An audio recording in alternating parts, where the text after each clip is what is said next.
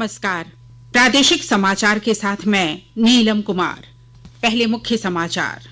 प्रधानमंत्री नरेंद्र मोदी ने कहा है, सरकार ग्रामीण अर्थव्यवस्था में महिला उद्यमियों के लिए नए अवसर सृजित करने के वास्ते लगातार कर रही है कार्य।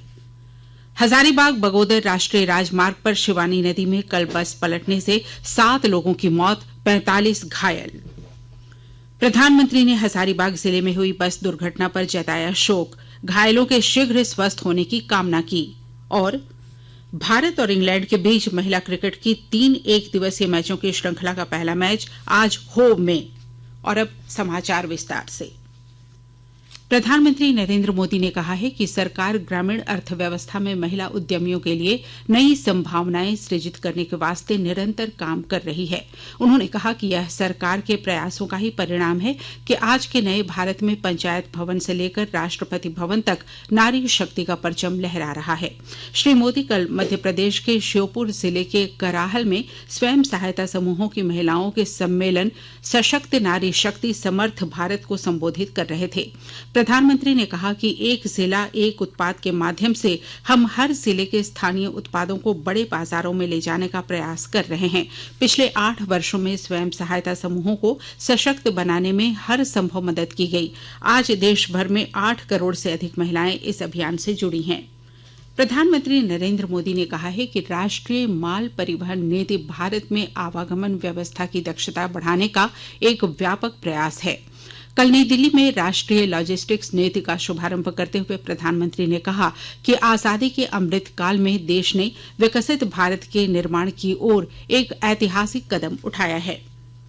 गिरिडीह से रांची जा रही शिव शक्ति ट्रैवल बस हजारीबाग में कल नदी में पलट गई। हजारीबाग बगोदर राष्ट्रीय राजमार्ग संख्या 100 पर दारू के बीच शिवानी नदी में बस पलट गई। घटना में 7 लोगों की मौत हो गई। इनमें हजारीबाग गुरुद्वारा कमेटी के राजू सिंह भी शामिल हैं। हादसे में 45 लोग घायल हो गए हैं। इन्हें शेख भिखारी मेडिकल कॉलेज अस्पताल हजारीबाग में भर्ती कराया गया है। सभी लोग रांची धार्मिक कार्यक्रम कीर्तन में शामिल होने जा रहे थे। इसी बीच दुर्घटना हुई है। जिला प्रशासन की ओर से सभी घायलों का हजारीबाग के सदर अस्पताल, आरोग्यम अस्पताल और क्षितिज अस्पताल में इलाज कराया जा रहा है। साथ ही एक गंभीर रूप से घायल को रिम्स रेफर किया गया है। तत्काल मौके पर अस्पताल पहुंची उपायुक्त एवं पुलिस अधीक्षक ने घायलों से मिलकर ढाढ़स बंधाया तथा चिकित्सकों को समुचित इलाज के निर्देश दिए। उपायुक्त ने कहा कि कल शाम हुई बस दुर्घटना अत्यंत दुर्भाग्यपूर्ण है। इस हादसे में अब तक 7 लोगों की दुखद मृत्यु हुई है। उपायुक्त ने आश्वस्त करते हुए कहा कि प्रशासन निरंतर घटनाक्रम पर अपनी नजर बनाए हुए है तथा घायलों का हर संभव इलाज कराया जा रहा है। प्रधानमंत्री नरेंद्र मोदी ने बस दुर्घटना में लोगों की मृत्यु पर शोक व्यक्त किया है। उपराष्ट्रपति जगदीप धनखड़ ने भी दुर्घटना में 7 लोगों की मृत्यु पर दुख जताया है। उन्होंने घायलों के शीघ्र स्वस्थ होने की कामना की है। हजारीबाग के सांसद जयंत सिन्हा ने भी मेडिकल कॉलेज अस्पताल में आकर पीड़ित परिवार को ढाढ़स बंधाया और घटना पर दुख जाहिर किया। साथ ही आश्वस्त किया है कि सभी घायलों का समुचित इलाज हो, इसके लिए हम सभी एक पैर पर खड़े हैं। जिला प्रशासन सभी को उचित स्वास्थ्य लाभ दिलाने के लिए भरपूर कोशिश कर रहा है। हजारीबाग पहुंचे गिरिडीह के पूर्व सांसद रविंद्र राय भी घटना की जानकारी लेने के लिए अस्पताल पहुंचे। उन्होंने घटना पर दुख जाहिर किया है। उन्होंने कहा कि घटना कैसे हुई यह तो जांच का विषय है, लेकिन सभी को उचित स्वास्थ्य लाभ मिले यह महत्वपूर्ण है। हजारीबाग के सदर विधायक मनीष जायसवाल घटना की सूचना मिलने के साथ ही अस्पताल पहुंचे और मरीजों के परिजनों को ढाढ़स बंधाते दिखे। साथ ही साथ उन्होंने अपनी गाड़ी से ही मरीजों को हजारीबाग के विभिन्न अस्पताल में भेजा ताकि उन्हें समुचित स्वास्थ्य लाभ मिल सके। उन्होंने इस पूरी घटना पर दुख जाहिर किया है।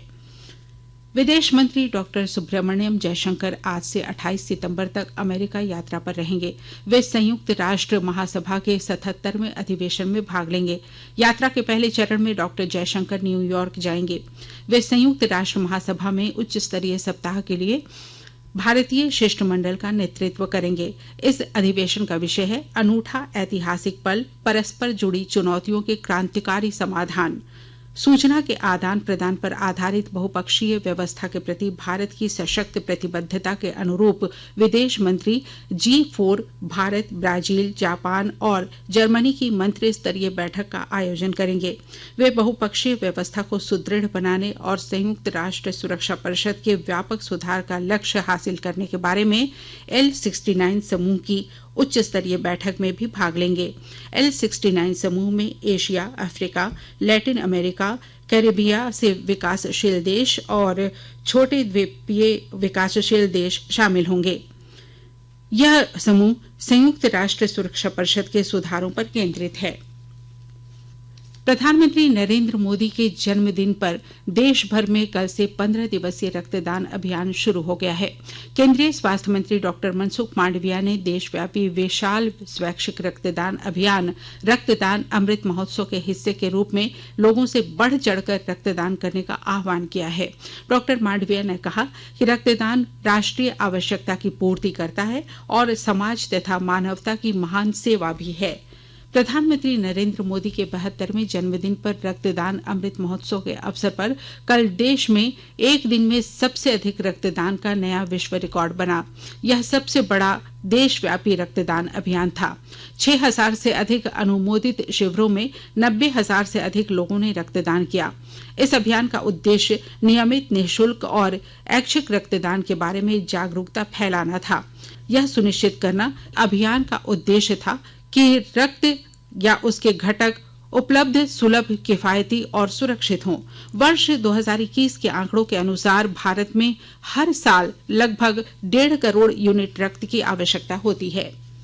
प्रधानमंत्री नरेंद्र मोदी ने अपने जन्मदिन पर शुभकामनाएं देने वाले प्रत्येक व्यक्ति का धन्यवाद किया है।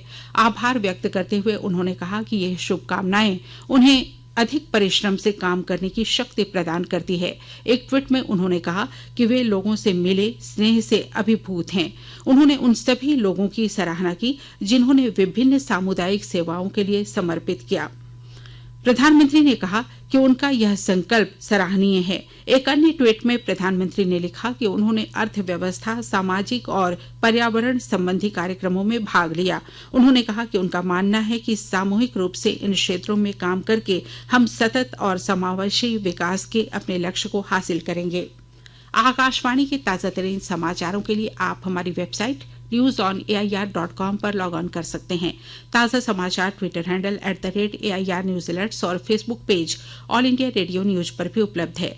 आप प्रादेशिक समाचार एकांश के ट्विटर हैंडल @AIR News _ और फेसबुक, इंस्टाग्राम पेज तथा YouTube channel AIR News Ranchi पर भी हमारे बुलेटिन सुन सकते हैं। प्रादेशिक समाचार आप आकाशवाणी रांची से सुन रहे हैं और अब पेश हैं कोरोना से बचाव के कुछ संदेश। कोविड-19 से बचाव और सुरक्षित रहने के 3 उपाय। मास्क लगाएं, 2 गज दूरी है जरूरी, सुरक्षित दूरी रखें, हाथ और मुंह साफ रखें।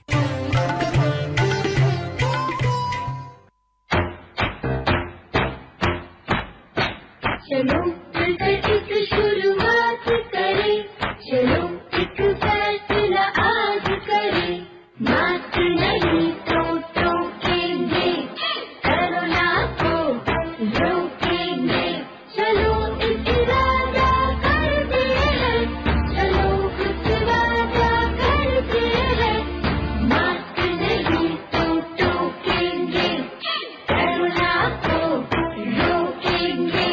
भारत सरकार द्वारा जनहित में जारी। प्रादेशिक समाचार में आपका एक बार फिर से स्वागत है। प्रधानमंत्री नरेंद्र मोदी को मिले उपहारों की नीलामी शुरू हो गई है। यह नीलामी 2 अक्टूबर तक जारी रहेगी। इस दौरान 1222 उपहारों की नीलामी की जाएगी। संस्कृति मंत्री जी किशन रेड्डी ने कहा कि श्री मोदी पहले प्रधानमंत्री हैं जो नमामि गंगे के माध्यम से गंगा नदी के संरक्षण के शुभ कार्य के लिए सभी उपहारों की नीलामी कर रहे हैं। उन्होंने बताया कि उपहारों का मूल्य 100 रुपए से 5 लाख रुपए तक का है। आकाशवाणी अनूठी पहल के साथ स्वतंत्रता के 75 वर्ष का उत्सव मना रहा है। इसका शीर्षक है आजाद भारत की बात आकाशवाणी के साथ।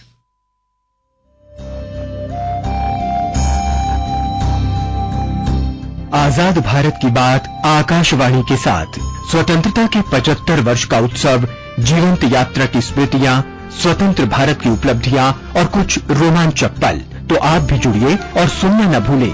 15 अगस्त से प्रतिदिन हमारे FM गोल्ड 100.1 और दूसरे चैनलों पर आजाद भारत की बात आकाशवाणी के साथ।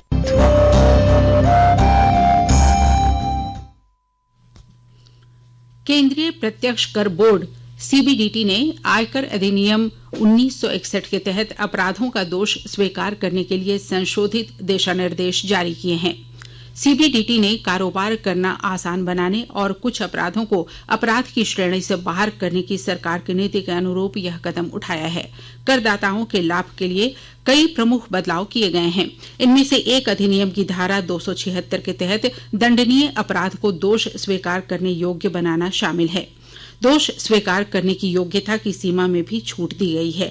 यह छूट ऐसे मामलों में लागू होगी जिनमें आवेदक को 2 वर्ष से कम अवधि की सजा का दोषी पाया गया हो और उसने पहले दोष स्वीकार नहीं किया हो। सक्षम अधिकारी को उपलब्ध विवेकाधिकार को भी उपयुक्त रूप से सीमित किया गया है। दोष स्वीकार करने का आवेदन मंजूर होने की समय सीमा शिकायत दर्ज कराने की तिथि से 24 महीने से बढ़ाकर 36 महीने कर दी गई है।